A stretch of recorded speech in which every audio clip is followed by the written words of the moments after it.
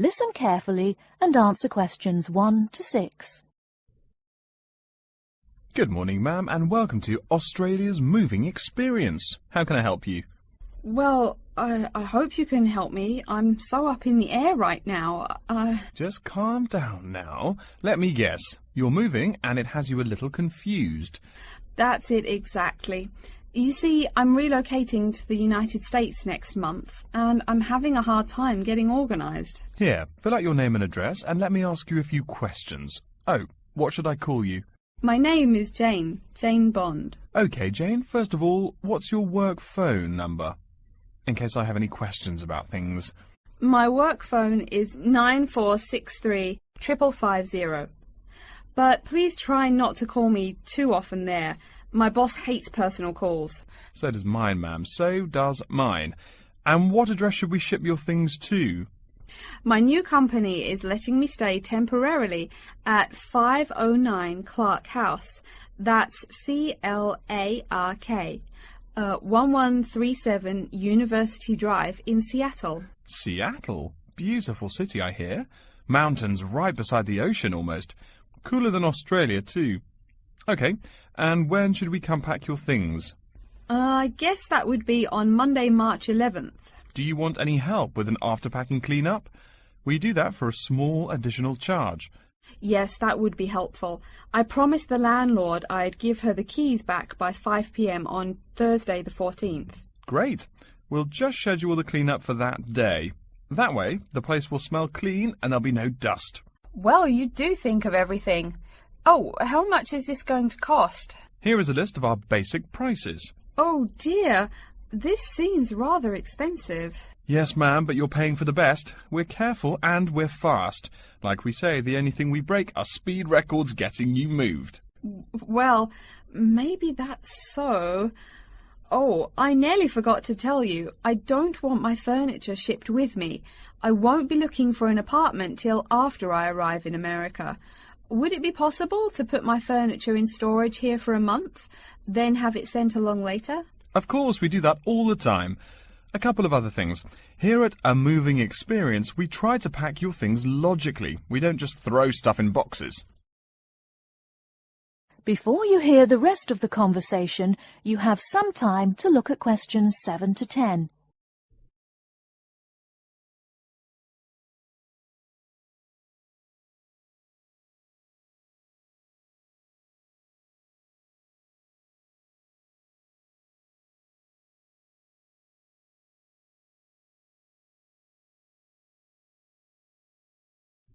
Now listen and answer questions 7 to 10. Do you have any special requests? You know, things you want packed in some special place, so you know where to find them. Like what? Oh, I don't know. Things like dishes, maybe. Not to be rude, but you look like a lady who likes to eat. Ah, yes, I need my dishes and things where I can find them quickly. Great. We'll put those dishes and cutlery in what we call the emergency pack. Can you think of anything else? I do have an antique tea kettle my great-grandmother gave my mother. I wouldn't want to lose that. So I guess you'd better put that in storage with the furniture. Grandma's tea kettle with the furniture. Got it. Say, how about things like your alarm clock? You don't want to miss your plane on the big day, right? Well, you certainly think of everything. Yes, that's right. I'll also need my alarm clock where I can find it. Fine, we'll put that in your personal package. And of course, we'll give you a list of where we pack everything. So all you'll have to do on Thursday the 14th is grab your luggage on your way out the door. I couldn't help noticing the new CD player you're carrying. Is that a Samsung? Why, yes it is. One of their best. Cost me nearly $100, it did. Do you want to take special care of it? I mean, it's brand new. Take care of it, but nothing special. You can just put it in storage with the furniture. That looks like everything we need here. I guess you're all set. That was certainly quick. Thank you, young man. This has been a most moving experience.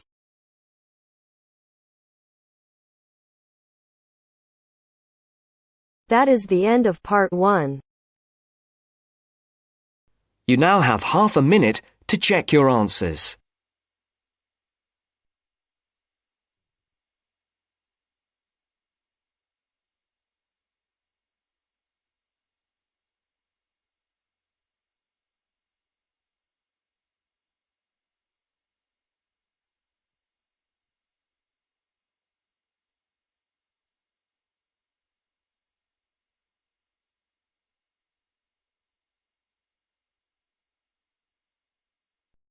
Now turns to Part 2. Part 2. You'll hear a talk by a security worker from Sydney Airport who is introducing the day-to-day operations of the Australian Quarantine Service. First, you have some time to look at questions 11 to 17.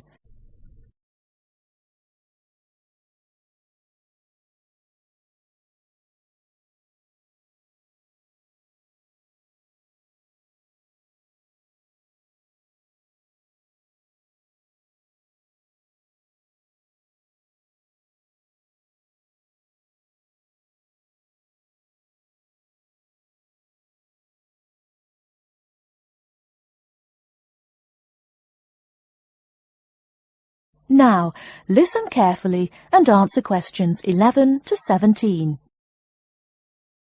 Hi everyone and welcome to Sydney Airport. Today I'll be giving you the inside information on the day-to-day operations of the Australian Quarantine Service here. We hope to provide you with a better understanding of why such heavy security regulations are necessary by educating you on how we operate and why we do the things we do. We're not here to try to persuade you to fly through Sydney Airport, though we hope you'll find your experience relatively stress-free and comfortable. First things first, our personnel. Can anyone guess how many people work at Sydney Airport? We have 200 alone working in Terminal 2, so can you guess how many in the whole airport? I heard someone say 360. That's getting closer. What? Did someone say 2,000? That's way too high. Sydney Airport actually employs 440 people. A lot, right? And about half of those employees work in security-related matters. Moving on to our not-so-human employees, let's come and see our favourite pooch, Milton. Milton is our best drug-sniffing dog on the force. He's friendly to most people. You can even come pet him at the end of our tour. Burnouts, beware though. He'll find everything. Notice that even though there are so many of us around him, Milton stays quite calm. This is the precise reason he was chosen for the job. Dogs that are chosen are not predisposed to sniff out different narcotics. That's something we teach them already. So here's a part of the airport most people never notice, the cargo transport terminal. This is where packages are shipped to and from. Normally, we ship around 4,400 packages per month. In this airport alone, over 52,000 packages were shipped in and out over the past year. We ship to and from 170 different countries. Not bad, eh? Probably it will go up to over 72,000 packages this year. And despite over 100 flights in and out of here daily, the number of lost or delayed packages is impressively low. If you send your package through here, rest assured, we'll get it where it's going. Let's move on to the area most of us are familiar with, the passenger terminals. In order to be allowed into this area, you must pass through security with your ticket and, if you're travelling internationally, your passport. If you're travelling domestically, you just need a legal form of ID. If you don't have those, you will not be allowed to pass through security and board your flight. During the security scan, your carry-on items will be checked for dangerous items such as weapons, sharp objects, and liquids that exceed our specified limit.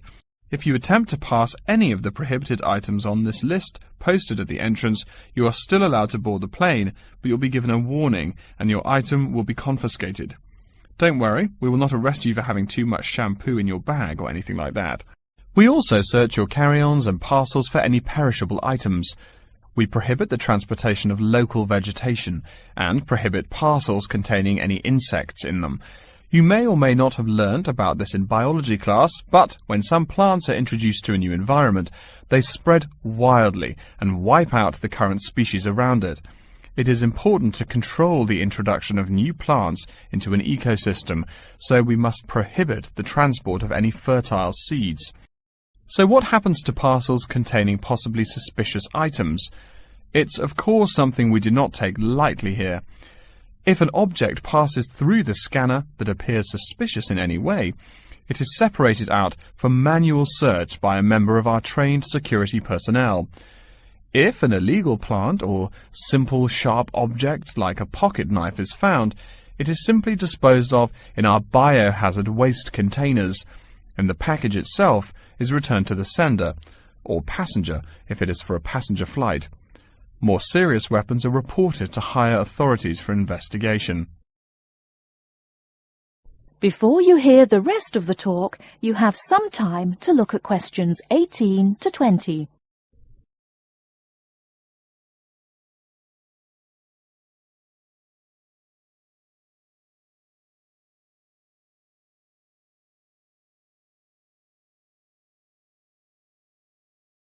Now listen and answer questions 18 to 20. As far as parcel security, the material of the parcel is important. For shipped goods, the most common material used and the most widely accepted is paper.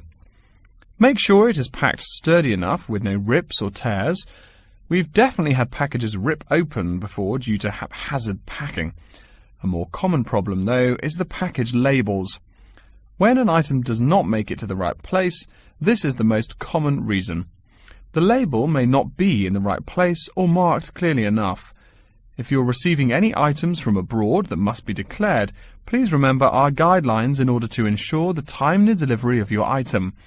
Make sure it is packed correctly, and we ask that you notify customs between 2 and 10 days within the item's scheduled arrival date. OK, before we move on, are there any questions?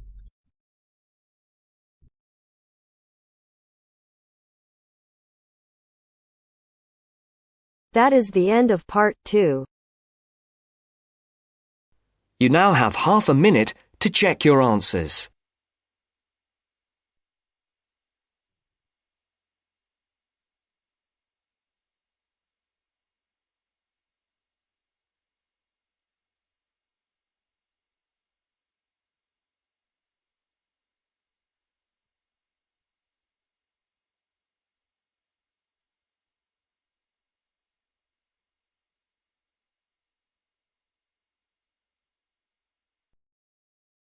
Now turns to part 3.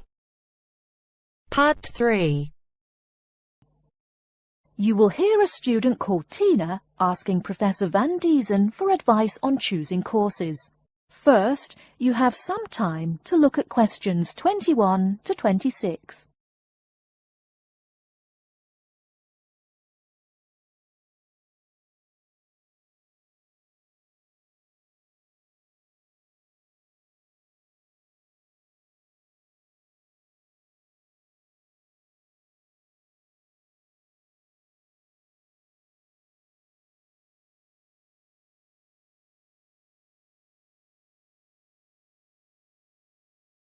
Now listen carefully and answer questions 21 to 26.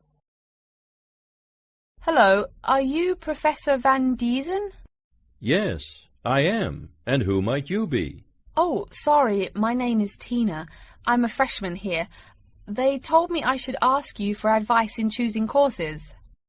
Well, that's part of what I'm here for. Please come in and sit down. Now, what are your questions? I almost don't know.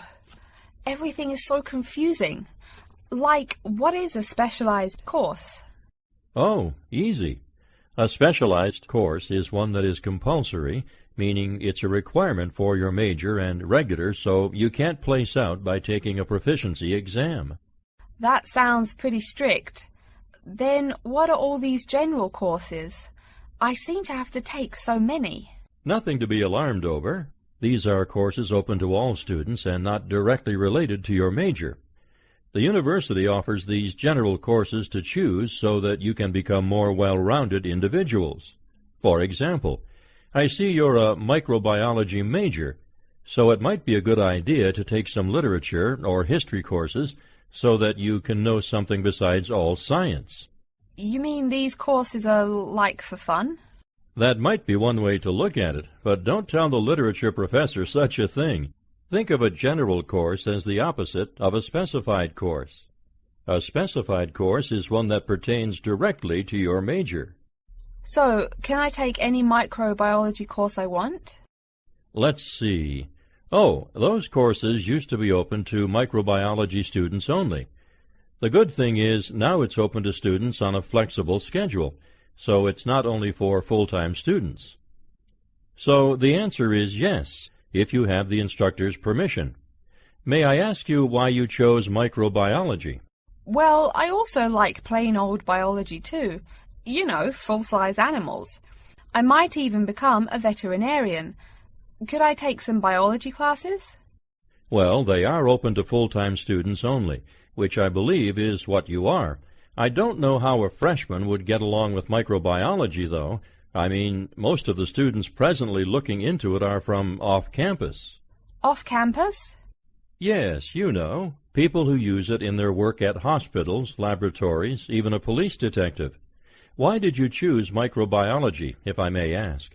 I don't think you quite answered that. Well, eventually I want to be a doctor. At least my dad tells me so. If I may say so, young lady, you seem a little uncertain. Still, I think that might be a good idea for a career. Of course, if you're thinking about being either a doctor or a vet, you should take some medical science classes before you even think of applying to med school. Great! What should I take? There is one small problem. The new medical sciences building is under construction, so there are no experimental facilities available until next year. I'm afraid you'll have to wait, but don't forget to take those courses at the first opportunity. Oh, bummer. Is there any other course you'd recommend for someone like me? Well, since you seem to like animals, have you ever thought about looking into environmental science? No, I never really thought about it before. Is it worthwhile? Quite. In fact, it's the fastest growing subject on this campus. Before you hear the rest of the talk, you have some time to look at questions 27 to 30.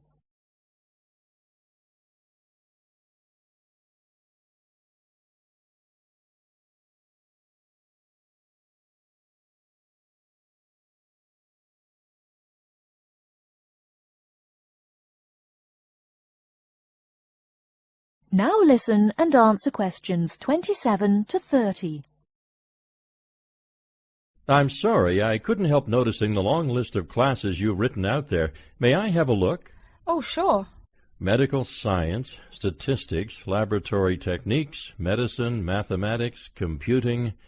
My, a bit of everything here. Is it too much? For your first semester, yes. What I suggest is starting out by taking the compulsory courses. Like we said before, the medical science can wait. Consider taking that in your sophomore year. I think I'd put off computing, too. I recommend to all freshmen that I talk to get the compulsory mathematics out of the way as early as possible, so take that one. It'll be one less difficult course you have to focus on when the science lab opens next year, and you have to catch up on classes like laboratory techniques. Your major also requires statistics, so you have to balance 2 math classes, and no doubt you should take that. Otherwise, get your required medicine course out of the way by taking something theory-based. Oh, of course, and your environmental science class, if you're interested. The others can wait, though I think computing is definitely a good idea, even though it's not required. I see, too, on your paper there, you seem to have had high marks on the entrance exam. Yeah, I guess so. Don't be shy. Have you thought about applying for a scholarship? Do they have any? I mean, my dad is always complaining about how much money it costs him. In your department, there are actually 3 full scholarships available. They cover tuition and provide $1,500 cash. $1,500 cash? Party! Please, miss, the money is intended more as a textbook allowance, not party money. If you promise to behave, I'll show you how to apply. Great, and thanks.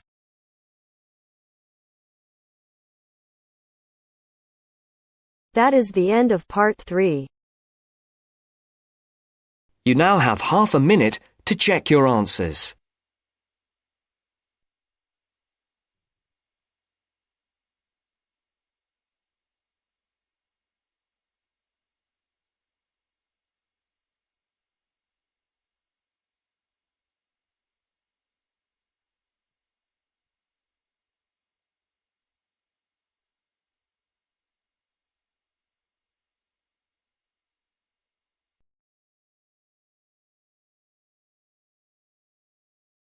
Now turns to Part 4.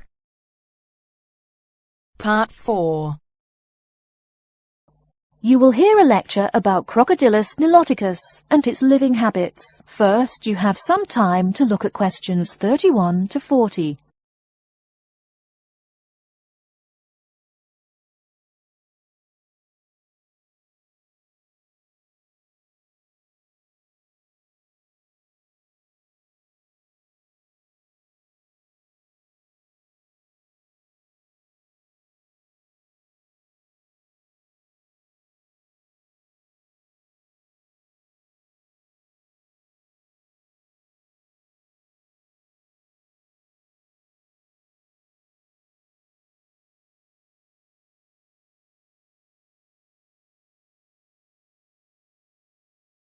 Now, listen carefully and answer questions 31 to 40.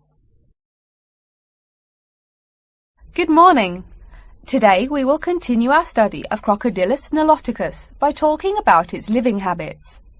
We've already discussed the evolutionary attributes that set it apart from its crocodile relatives. Does everyone remember that?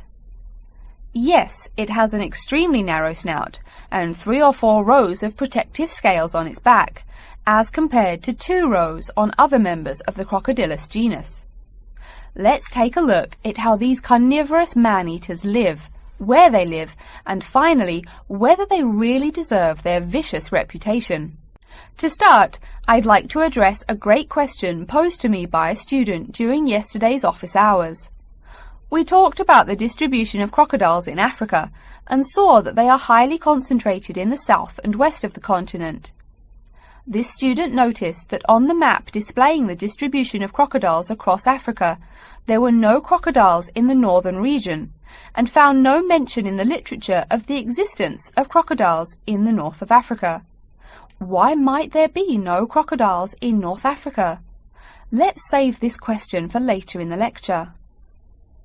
To find out more about the social habits of the African crocodile, one researcher named Tara Shine of the University of Ulster in Northern Ireland conducted a survey of the wetlands in Mauritania and received reports of 46 crocodiles living in one group, or float as we say when referring to crocodiles, though the usual number is a little less than half of that.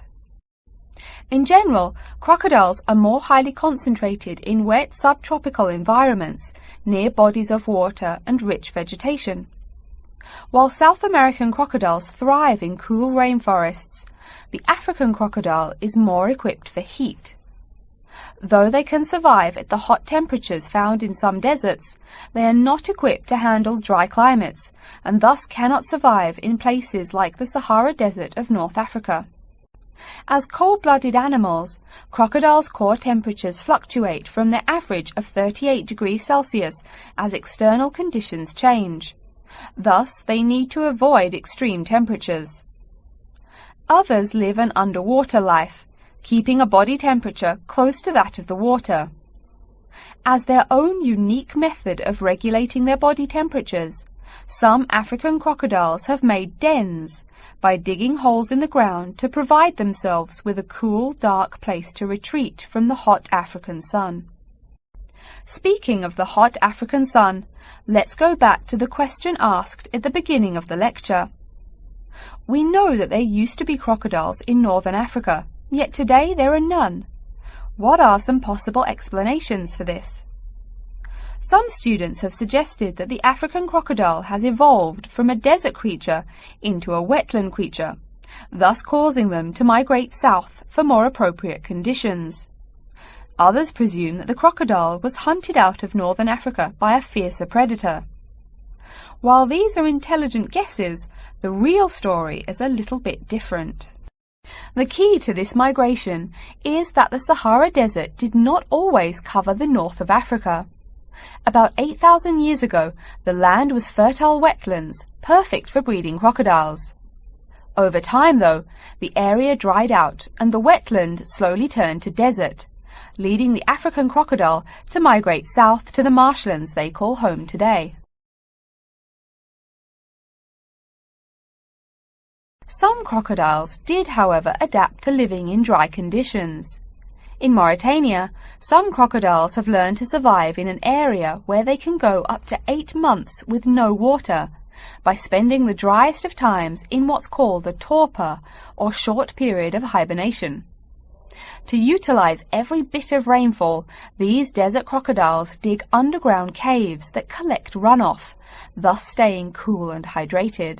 During the mating period in November and December, males attract females to their viciously protected territory through a number of behaviors that range from snapping their jaws all the way to sending infrasonic pulses through the water. Afterwards, the female digs a hole up to 60 centimeters in depth to store the eggs for an 80-day incubation period. The female protects these eggs during the period, and sometimes even helps crack the eggs with her snout at the end. These teeth-gnashing carnivores are softer than we think. Although these vicious creatures have attacked humans on a few occasions, the residents are not afraid of them. In fact, they show a great deal of reverence towards these wondrous creatures. Some say that crocodiles bring water to their habitat, so if they leave, they will bring the water with them. Obviously, this is not true, but it demonstrates the admiration the inhabiting people have for crocodiles. Generally, crocodiles do not predate on humans. They attack when humans populate the crocodile's habitat, instilling fear and uneasiness in the crocs. Like any other species, crocodiles are known to attack when feeling fear. There's still a lot more to be discovered about the African crocodile. Researchers want to know more about the population size, how many crocodiles inhabit Africa in all, how they form separate floats, etc. There is still also much to learn about migration patterns and relations to other populations of crocodiles now found in other parts of the world. Next time, we'll examine a few specific case studies of crocodile populations in southern Africa.